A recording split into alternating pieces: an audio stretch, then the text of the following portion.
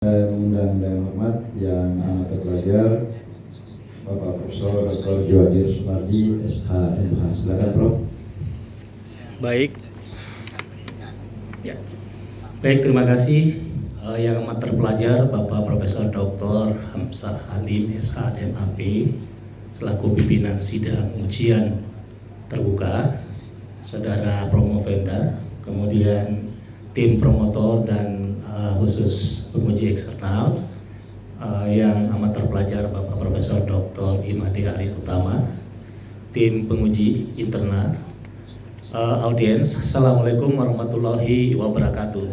Ya, salam sejahtera untuk kita semuanya. Om Swastiastu, Namo Buddhaya, salam kebajikan. Saudara Promovenda, saya memberikan apresiasi yang luar biasa karena saudara mencoba untuk mengangkat dan membangkitkan nilai-nilai adat.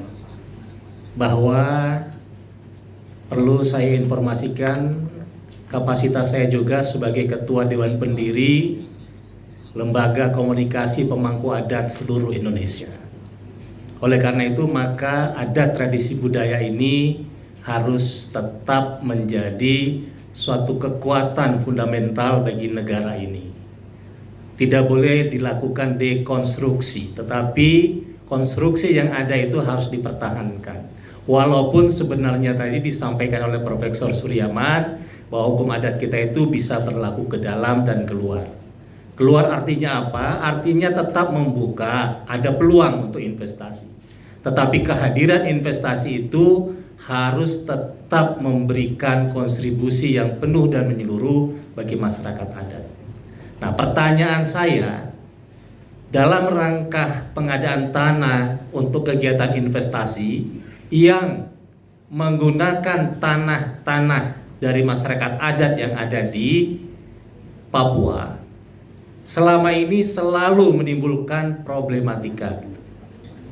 Ya, selalu di dalam penelitian saudara selalu nampak tidak ada suatu penyelesaian yang bisa penuh dan menyeluruh sehingga timbul konflik-konflik yang tentunya juga harus diselesaikan berdasarkan ketentuan-ketentuan yang berbasis pada kearifan lokal.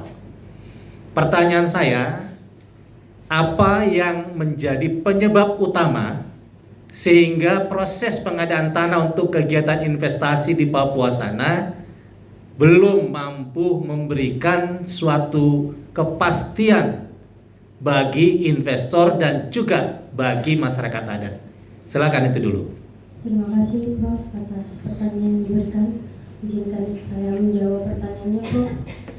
Sebenarnya tentang kenapa tidak ada kepastian itu dikarenakan karena yang pertama ada tumpang tindih hak ulayat.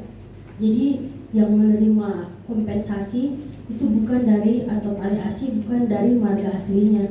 Terus yang kedua, ada sebagian masyarakat yang sebenarnya pro dengan kontra tentang masuknya investasi. Terus yang ketiga, menurut mereka ada CSR yang selama ini dijalankan itu tidak berkelanjutan. Dan yang pastinya dan yang terakhir, mereka merasa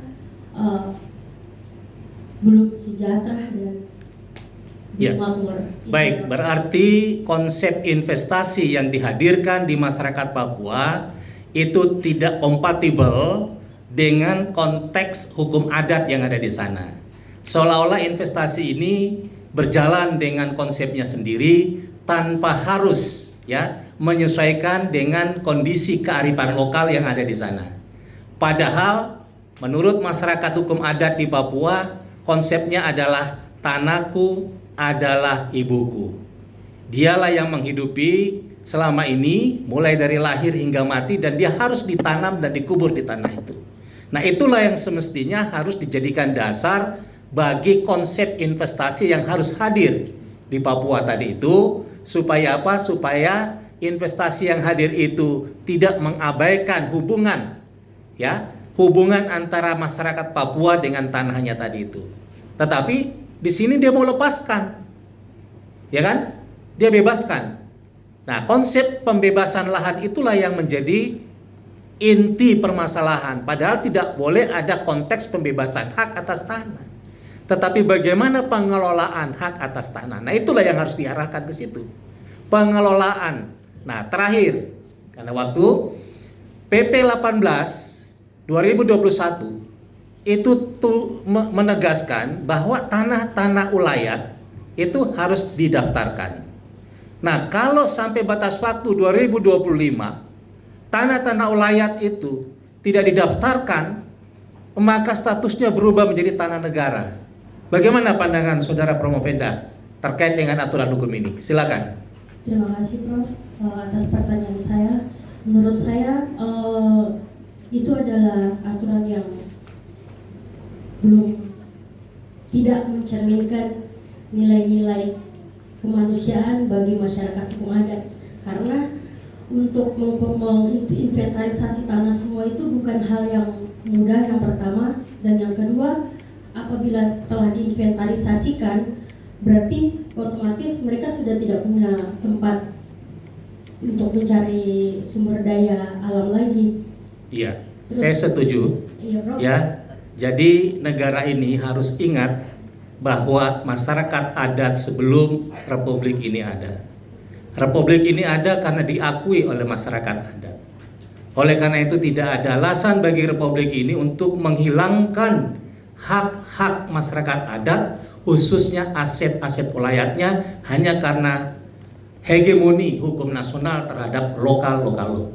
Demikian, terima kasih. Saya akhiri. Assalamualaikum warahmatullahi wabarakatuh. Waalaikumsalam.